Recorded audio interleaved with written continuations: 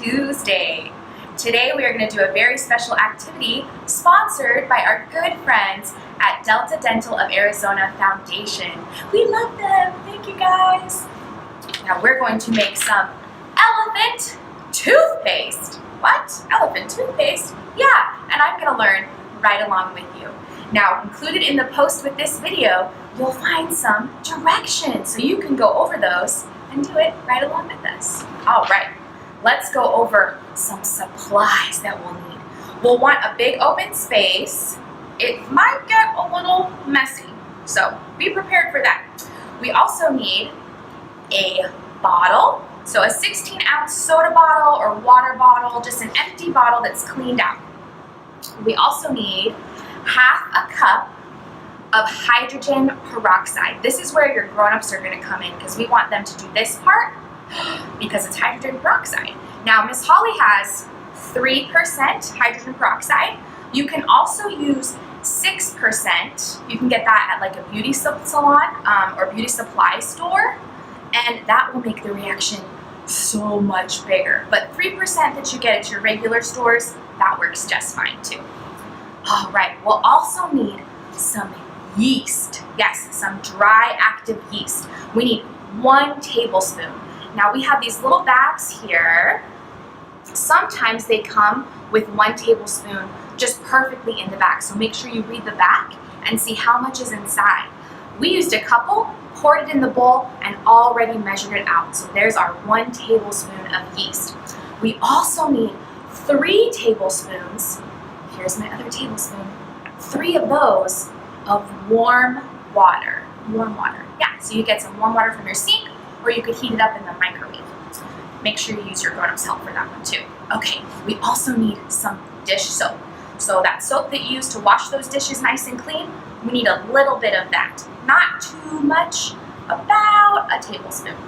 And then we need some food coloring because we want it to be nice and colorful. You don't have to use green like Miss Holly has here. It's my favorite color, so we chose green. But you can use whatever color you want that you have at your house. Then we'll need another bowl to mix everything into, and then something to stir it with. So a spoon or a fork works just fine. And if you happen to have a funnel, that's great because we're going to put all the fun things inside our bottle, and sometimes we'll need the funnel to pour it in there so it doesn't make too much of a mess right away at the beginning. Now, and we also need some safety goggles or safety glasses. Where did I put my safety glasses? Where are those? They're on top of my head. Miss Holly's so silly. So some safety goggles or glasses, because when we're dealing with that hydrogen peroxide, it's quite the smell. So we want our grown-ups to do that with us. And if you got some goggles or some cool sunglasses, you can use those too. Let's get started. All right, the first ingredient we need is our hydrogen peroxide. That's why I've got those safety goggles on, because hydrogen peroxide can irritate your eyes or your skin. So we want to make sure we've got the safety goggles and that our grown-ups do this part of our fun experiment and activity. Now, Miss Holly has already poured half a cup of hydrogen peroxide. It's ready to go. I love to measure things in the kitchen because it's great for those math skills. So we'll grab that, pour it into our bottle. There it goes. 1/2 cup of hydrogen peroxide into the bottle. Perfect. We have our first ingredient done. Next, we need that colorful food coloring. I have a little tray here because food coloring can be kind of messy. We've got our green food coloring. We've got our bottle with hydrogen peroxide. We're going to do 8 little drops of color. Here we go. Count with me. 1, 2, 3, 4, 5, 6, 7, and 8. Oh, perfect. All right, put that cap back on because, like I said, food coloring is messy. Okay, let's take it carefully off our tray. The third thing we're going to do, our third ingredient, is some dish soap. Now we need to pour about half 1 tablespoon into our bottle. So we'll just turn it upside down. You can eyeball it or use a tablespoon to be exact. There we go. And now we need to shake it up. Ooh, that's pretty.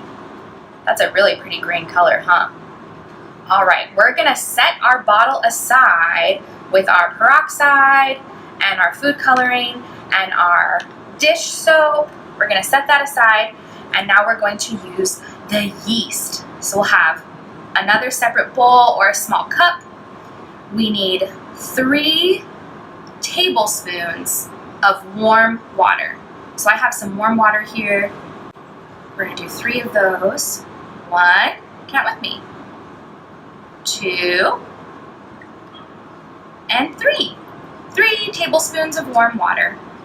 And then we already have, of course, our 1 tablespoon of yeast. Look at that. It kind of looks like sand, huh? But it's not sand, it's yeast. Okay, and then we're gonna pour it into our little cup or bowl. Ooh. Scoop off any little extras there. Make sure they all get in the bowl. Grab our fork or spoon, and we're going to stir it together for 30 seconds. That's gonna feel like such a long time, huh? You could count it out. You could sing a song. Make it all nice and mixed together. Ooh, it's starting to smell like I'm baking bread in here. But I'm not baking bread. I'm making elephant toothpaste. Oh my goodness. Okay, I think that's about 30 seconds. Look at that. It's frothy and foamy. It's ready to go. Okay, we're gonna set that aside. We're gonna bring the bottle back with our peroxide, our dish soap, and our food coloring. We have our cup or bowl with our 3 tablespoons of warm water and our yeast, our 1 tablespoon of yeast.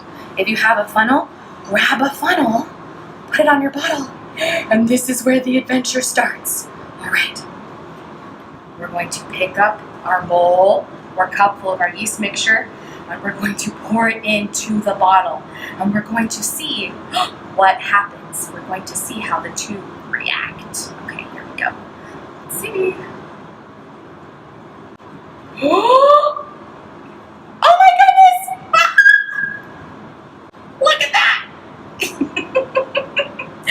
Wow, that sure looks like elephant toothpaste, huh? Oh my!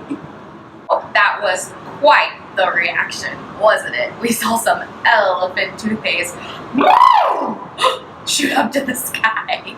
That was really cool, huh? Now, let's think about some of the fun things that we learned today with our elephant toothpaste activity. What's happening?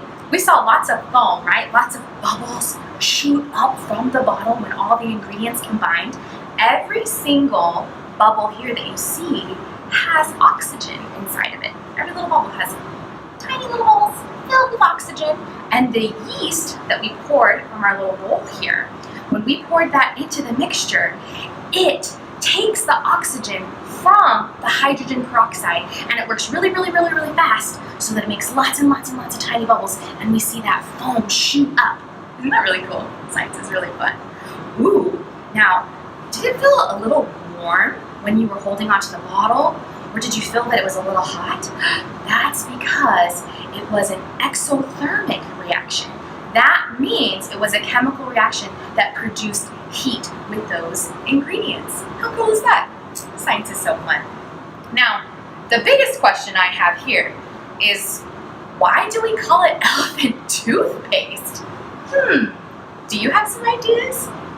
I think it might be because when that big foam shot up in the air, it was kind of like when you brush your teeth and you take your toothpaste tube and you shoot the toothpaste onto your toothbrush and it shoots out, except it's so big that it's big enough for an elephant to brush their teeth. We have the elephant toothpaste. We need an elephant-sized toothbrush to brush their teeth. I hope you all had fun. Check us out for more videos. See you next time.